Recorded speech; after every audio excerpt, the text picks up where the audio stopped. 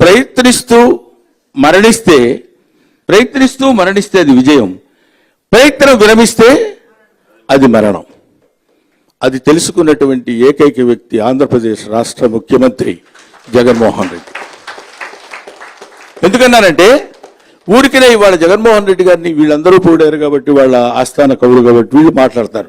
నేను ఎందుకు చెప్పాల్సి వస్తుందంటే 18 నెలలు, ఒక రోజు 4 రోజులు వాకింగ్ చేస్తే 2 రోజుల తర్వాత చేయొచ్చులే వాకింగ్ మన ఆరోగ్యం కోసం. అటువంటిది 18 నెలలు నిరాటంగా ఆంధ్రదేశాన్ని నలుమూలల ఆ చివరి నుంచి ఈ చివరి వరకు చుట్టి, ఎక్కడ ఎన్ని అవమానాలు, ఎన్ని బాధలు, ఎన్ని అవహేళనలు, ఇవన్నీ తట్టుకుని నాకు అనవసరం, నా ధ్యేయం అది అని 2 కళ్ళకి గంతలు కట్టినటువంటి అశ్వంలాగా అరేబియన్ హార్స్ అలా తిరిగి రాజ్యాధికారాన్ని చేజించుకున్నటువంటి జగన్మోహన్ రెడ్డి. ఇవాళ మనం తెలుసుకోవాల్సింది ఏంటంటే, జాషువా గొప్పవాడు, జాషువా కవిత్వం గొప్పది, జాషువా కవిత్వంలో ఇలాంటి మెలకువలు ఉన్నాయి, ఇలాంటివన్నీ ఉన్నాయనేది కాకుండా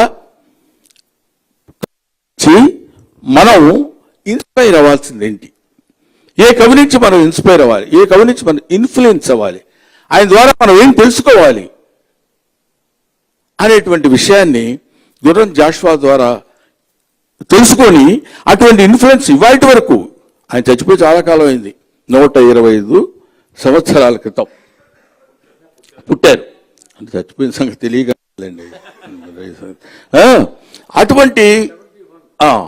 అటువంటి ఇప్పుడే వికీమీడియాలో చూశారు గురుగారు వచ్చేటప్పుడు, అక్కడ అందువల్ల బాగా గుర్తుంటుంది. అది అదే నేను చెప్పింది. సో ఆయన ఎప్పుడు పుట్టాడు, ఎప్పుడు మరణించాడు అంటాం కాదు, చనిపోయిన తర్వాత కూడా ఇవాళ ఇక్కడ బతికున్నాడు అని చెప్పడానికి చెప్తున్నాను. ఇంతమంది చనిపోయిన తర్వాత కూడా ఇంతమంది హృదయాల్లో నిలబడి ఉన్నాడంటే గుర్రం దయచేసి ఆయన్ని ఒక మామూలు కవి, చాలా మంచి కవి, అమ్మ తోడు నా మాట నమ్మండి అని ఎంతమందికి చెప్తాం. ఆయన కవిత్వం నిలబడి ఉంటుంది. ఎన్నో ఏండ్లు గతించిపోయినవి గాని శ్మశాన స్థలిన్, కన్నులు మోడ్చిన మందభాగ్యుడు ఒక్కడైనా తిరిగిరాడక్కట, ఎన్నాళ్ళి చలనంబు లేని శయనంబు ఏ తల్లులు అల్లాడిరో, కన్నీటంబడి కాగిపోయినవి నిక్కమ్మిందు పాషాణములు అంటాడు.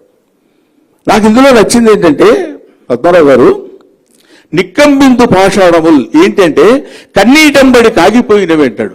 కన్నీళ్లలో కాగిపోవడం, పాషాణానికి రాతికి రాతి పాషాణత్వం ఎలా వచ్చిందంటే ఇక్కడ కన్నీళ్లతో కాస్తారయ్యా బాబు.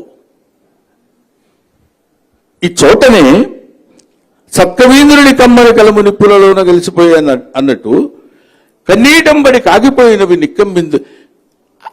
అసలు ఎన్నో ఏండ్లు గతించిపోయినవి కానీ శ్మశాన స్థలిన్, కన్నులు మూర్చిన మందభాగ్యుడు ఒక్కడైనా తిరిగి రాడక్క. చూసారా, ఒక లైన్ రాయమనండి, చూసి రాస్తేనే చస్తాం. ఓ 10 పేజీలు ఇచ్చి దాన్ని చూసి రాయాలంటే అరగంట సేపు కూర్చొని ఫ్యాన్ పెట్టుకుని మంచిగా తాగి కాఫీ తాగి తిట్టుకుంటూ కొట్టుకుంటూ రాయడానికే చస్తాం. అసలు ఆ ధార అది ఆయన దగ్గరే ఉంది. ఆ తర్వాత ప్రాచీన ఆంధ్ర సాహిత్యంలో ఒక